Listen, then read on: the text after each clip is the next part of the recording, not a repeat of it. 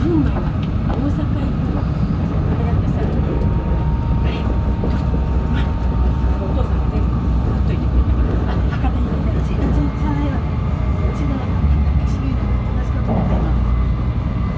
安いの作れた。100円ショップで100円。なんか今ね、駅が改装中でね、どこってはっきりあれなのもね、とりあえず改札出たところの、斜め前にヒロギンがあるからですよね。そこらで待ってねって言うからさ、左改札出てからね、またずっとこれまだよかったね。さすがですね。いや、久々に戻しておきたいって大変だと思うけどね。こう、本屋が。そう。